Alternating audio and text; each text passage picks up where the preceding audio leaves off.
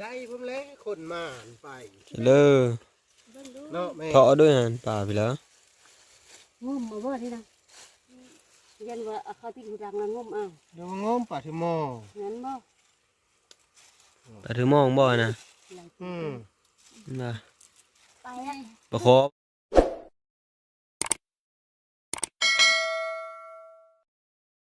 จะทักทายสบายดีพ่อแม่พี่น้องเมื่อสุขคนสบายดียามแรงๆทุกคนเลยตอนนี้เรากำลังจะไปหาเสื้อกราฟนะทุกคนกราฟมากจะพาทุกคนหาเสื้อกราฟมันนี้ไปเสื้อกราฟมันนี้ก็ไปผู้เดียวเขานะเพราะว่าเขาพอห้าวแล้วเขามาแม่นกับแม่เขาประเดี๋ยวไปหาเสื้อเฮ็ดแล้วก็เสื้อมองเนี่ยไปนี้เอาไปหาเสื้อกราฟราคายิ่งล้อมาเลยนะเราได้กันนะแล้วมันเสื้อกราฟเอาสีเก่งๆเนี่ยทุกคนเลยแล้วมันนี่เสื้อกราฟเอาเสื้อหลังไม้นะมันนี่เสื้ออยู่นี่อยู่กันนี่พกขนาดทุกคนเลย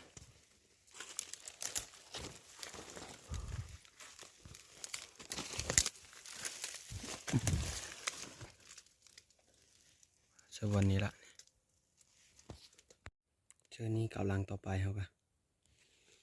หาเสื้อเดียวนี้แล้วทุกคนเลยมันเสื้อลายอยู่นะเห็นไหมก็พกขนาดกลับมาเสื้อนี้นะปะเนี่ย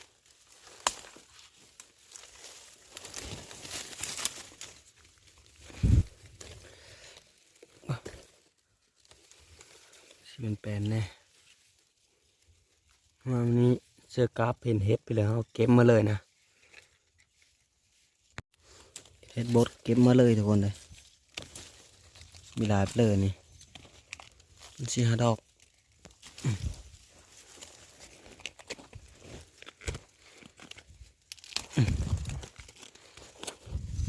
ครับเคยเจอเคยจะแล้วทุกคน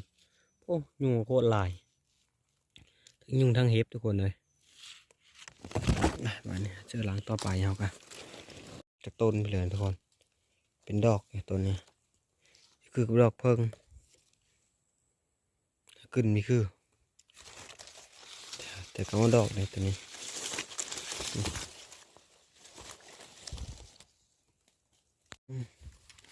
กดหมายไงทุกคนหนูมากินนะโอ้แม่ไม่เลยหนูมาคัดกินอยู่นี่เสื้อนี้ละกำเอากันแล้วกำเอาหลังเนี้ยเสื้อหลังใหม่อยู่นี่จะกลับไปกลับมาทุกคนเลยจนหอดโทย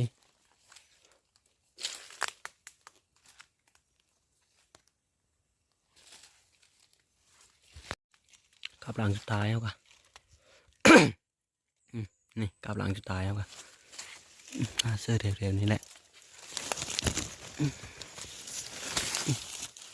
ก่อน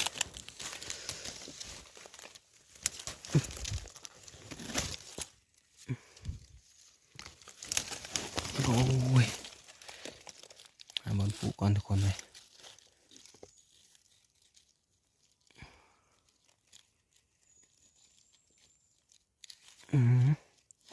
ยุ่งกระลายทุกคนแล้ววันนี้จะได้ยางกลับมือบอลอะไรวันนี้จนกว่าที่เชื่อกลับแล้วทุกคนเลยกระจนค้ำนะอันยางเลาะมือบอลอะไรวันนี้เราเบิ่งว่าขับพอเอาไปเลยพ้นมาแล้วนะ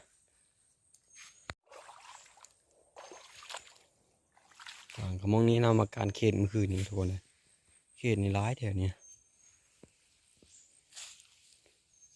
มาหอดบอลเขาแล้วนะบอลใหม่นะบัดนี้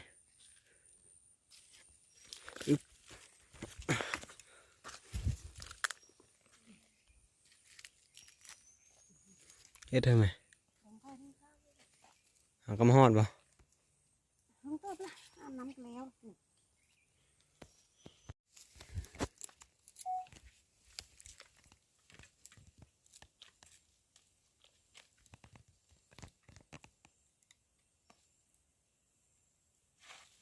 ก็ไปเลยเขาจะไม่บอกให้ เด้อทุกคนใบสารน้ำเดียวแกงชิกะเต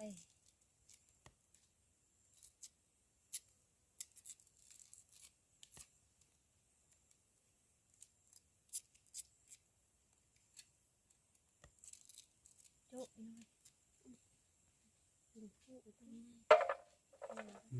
แมนมาละแกงเชือกกระเตะว่านะเดี๋ยวลาบ แกงกระแตงเลยลาบมันมีเครื่องซื้อแกงแกงสดน้ำมันจะแซ่บ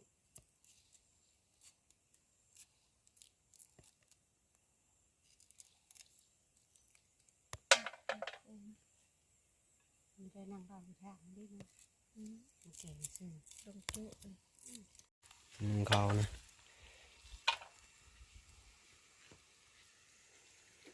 นี่ว่ากระเ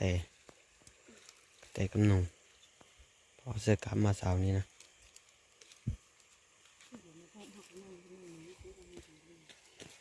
เขายิ้มตั้งจุกซ้ำหากเอาขึ้นกินนี่นายแมนได้ปลานะไปเลยนะพันปลาบ่ ได้ผมแล้วคนมาอ่านไป เลย เนาะแม่ เทาะด้วยฮะปลาไปแล้ว งมมาบ่ที่นะยันว่าเขาที่หูดังแล้วงมเอา เดี๋ยวงมป่าที่มอ งั้นบ่ ปลาถือมองบ่นะ อืม มา ไปให้ ปลาคอบ่นะแม่นปลาไปแล้ว ปฏิโทษ แม่นบ่ ปลาสลามแน่นได้ไปโทษอันปลาสลามอยู่แถวบ้านเฮา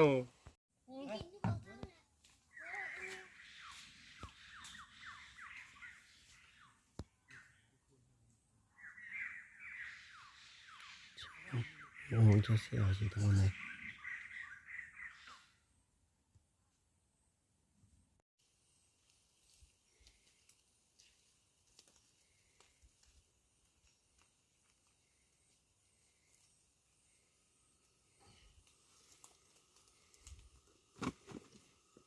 ต่อเชือกซ้ำ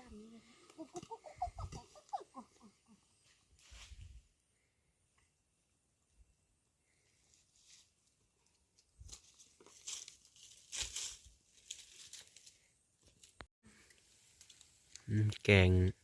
กระเตะเฮาเสือมาโบบนี่แค่มันหนาวว่ะนะแกงมันแซ่บนะจะเก็บลงมามาต้มนี่โอ้ฮ้อนฮ้อนฮ้อน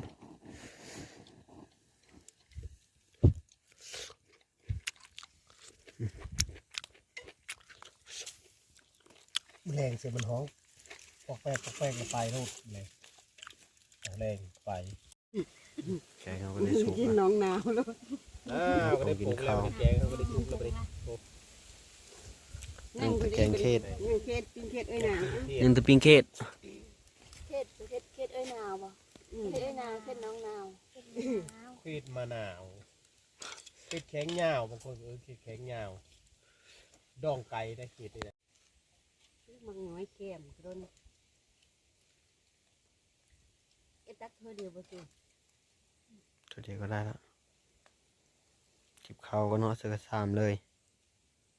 กันบ่ มาวันนี้แกงกระเตะไปเลยเฮาก็ได้สุกแล้วนะน้องจะได้กินข้าวทุกคนเลยมาเด้อวันนี้กินข้าวแรงน้ำเดียวแกงกระเตะแล้วก็ปิ้งเค็ดมะนาวแน่วันนี้น้ำใส่กระโตกเขาก็มาโคตรตาตะเกียบสุกวันนี้เอาไปไว้นะแม่นโพดบ่ พุดมะนาง เอาโพดไม่เอาสลามไหน ข้าวหน่อย นี่เอาโพดจิบเขาอะที่มีใหญ่นี่นะ จะนั่งตั้งไหม โอเคต้องขีดทันชุกแล้วมันถูกอิงก่อน แกงกระแตเนาะโอ้บ่มีลมมาแล้วท่านทำลม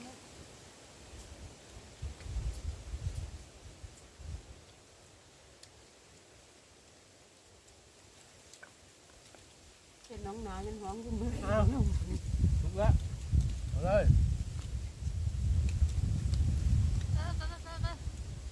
งาปิ้งเผ็ดน้องนาวเฮาพี่น้องเอ้ยนะลูกล่ะ เนี่ยเดี๋ยวจะมือแรงมีลมจัดๆจะมีน้องนี่นะไอ้หนาวที่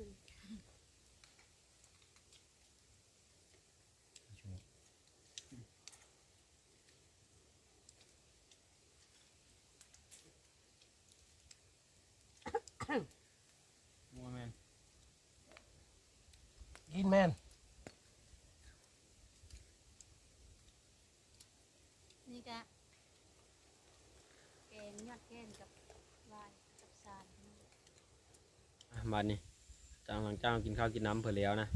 กินกับแกงสารชื่อกระเตมันนี้แกงกระเตชื่อสารก็ได้